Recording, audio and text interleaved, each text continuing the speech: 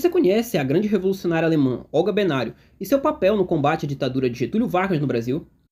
Olga nasceu em 12 de fevereiro de 1908, na cidade de Munique, na Alemanha, filha do advogado social-democrata Léo Benário e de Eugene Gutmann, que vinha de uma família judia. Na adolescência, interessou-se pela literatura marxista, contudo não foram os livros que a despertaram para a consciência revolucionária, mas sim a leitura dos processos em que seu pai defendia os trabalhadores da opressão dos patrões. Em 1923, assim que completou 15 anos, pediu para ingressar em um grupo ligado à Juventude Comunista Alemã, que no período já encontrava-se na clandestinidade durante o processo de ascensão nazista. Logo que aceita, Olga ganhou a confiança do grupo, assumindo as tarefas mais difíceis, inclusive algumas rejeitadas por todos até então, como a de decorar o centro da cidade com palavras de ordem. A firmeza e dedicação logo a aproximaram de seu primeiro amor e companheiro de luta, Otto Braun, um jovem de 22 anos, mas já experimentado militante e com participação ativa na Revolução Alemã de 1919, sob o comando de Rosa Luxemburgo e Karl Lindbergh.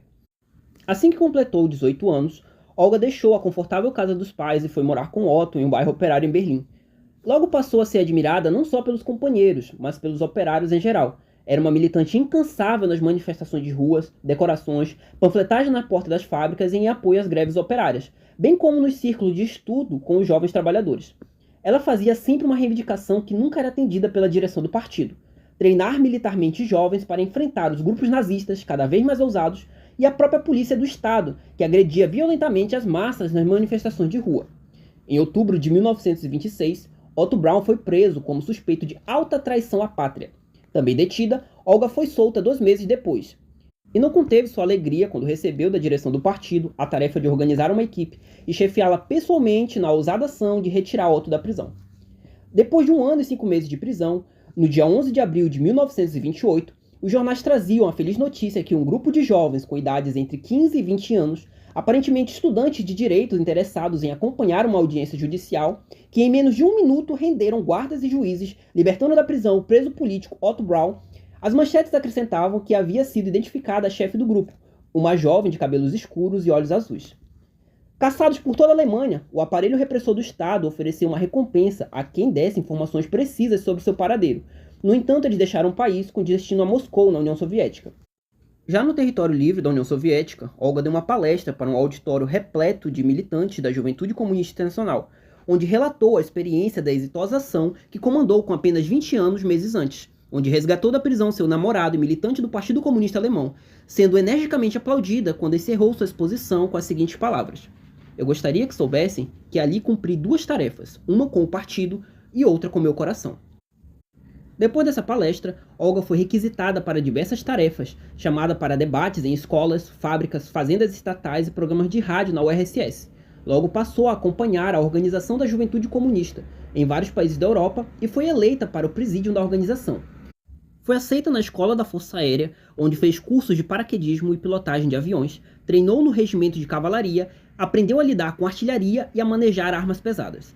Na Escola da Força Aérea, onde treinavam revolucionários de todo o mundo, alguém lhe falou de um jovem capitão, de nome Luiz Carlos Prestes, comandara no Brasil uma coluna de guerrilheiros que percorreu 25 mil quilômetros a pé e nunca sofreu uma derrota, onde em 1924 mobilizou 1.500 homens entre militares e civis para o encontro com militares paulistas que haviam se rebelado contra o governo ditatorial de Arthur Bernardes. Em Foz do Iguaçu, os 2 grupos se encontraram e formaram a coluna, que partiu pelos sertões brasileiros buscando levantar a população contra o despotismo. Entretanto, sem um programa claro, recebeu a simpatia popular, mas não a adesão concreta às suas fileiras. Depois de atravessar 25 mil quilômetros, os rebeldes penetraram na Bolívia, onde desfizeram-se das armas. A miséria que encontrou no caminho despertou a consciência de Prestes, que aderiu ideologicamente ao comunismo e aproximou-se do Partido Comunista Brasileiro e seguiu para a União Soviética. No verão de 1934, aos 26 anos, Olga recebeu do secretário da Internacional Comunista uma tarefa especial: acompanhar e dar segurança pessoal ao líder revolucionário latino-americano que tinha decidido voltar para o seu país e comandar uma revolução. Olga aceitou a missão e no dia seguinte era apresentada ao que era conhecido como Cavaleiro da Esperança. Para despistar as polícias secretas, Olga planejou a viagem como se os 2 fossem um casal burguês. Ao partilharem suas vidas na viagem, o que era para ser um disfarce tornou-se realidade, e desembarcaram no Brasil como marido e mulher em abril de 1935. Encontraram em andamento o maior movimento de massas da história do Brasil, A Aliança Nacional Libertadora, a ANL, juntava operários, camponeses, estudantes, profissionais liberais, setores médios, todos que tinham interesses contrários ao modelo econômico que só beneficiava o capital imperialista, os grandes capitalistas nacionais e os latifundiários. O governo de Getúlio Vargas decretou a ilegalidade da ANL e a mobilização de massas foi reprimida. A resposta do Partido Comunista Brasileiro foi desencadear uma insurreição que começou em 23 de novembro. No Rio Grande do Norte, ficou restrita praticamente aos quartéis onde o PCB tinha bases organizadas. Derrotado o movimento, com o país sob estado de sítio, milhares de militantes e simpatizantes foram presos. A maioria dos dirigentes do Partido Comunista suportou as torturas, mas alguns cederam, e a partir dessas informações, a polícia política prendeu Prestes e Olga no dia 5 de março de 1936, no Rio de Janeiro. A ditadura de Vargas simplesmente deportava os estrangeiros presos, dos quais não conseguia provas de envolvimento na insurreição. Foi o que ocorreu com Olga, apesar de estar grávida, carregando no útero o filho de pai brasileiro, tendo a permanência no país garantida pela Constituição Federal. A Corte Suprema negou o pedido de habeas corpus, fundamentando que o estado de sítio suspendia todos os direitos, inclusive os constitucionais. Apesar da resistência dos companheiros presos, Olga foi retirada do presídio e conduzida para um navio cujo mastro tremulava a bandeira alemã com a suástica nazista. No dia 18 de outubro, dava entrada na prisão da Gestapo, em Berlim, a mesma onde esteve encarcerada sua heroína Rosa Luxemburgo. Foi ali em que, em 27 de novembro de 1936, nasceu a filha de Olga e Prestes, Anita Leocádia. Anita veio para trazer alento a Olga. Por determinação da Gestapo, só poderia ficar com a filha enquanto a amamentasse. Depois a criança seria conduzida para um orfanato nazista. Dona Leocádia, mãe de Prestes, mobilizou a Europa inteira a favor da libertação do filho, da nora e de sua neta, que finalmente lhe foi entregue em 21 de janeiro de 1938, com 1 ano e 2 meses de idade. Ela recebeu a menina na prisão, mas não pôde ver Olga. Da prisão em Berlim, Olga foi conduzida para o campo de concentração em Lynchburg e depois para Ravensbrück.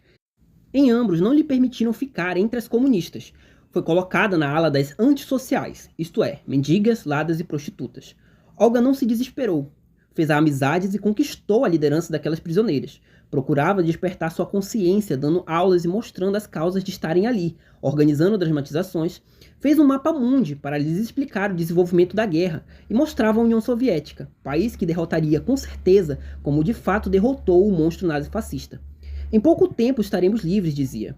Recebeu várias punições por desenvolver essas atividades, meses em solitárias insalubres, chicotadas e outros tipos de tortura, mas nunca recuou, firme até o último instante.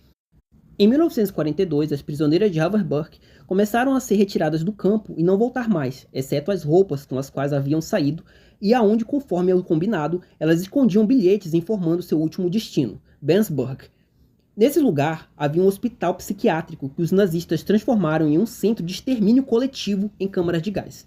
Em 1942, Olga foi assassinada pelo regime nazista, pouco antes de completar 34 anos.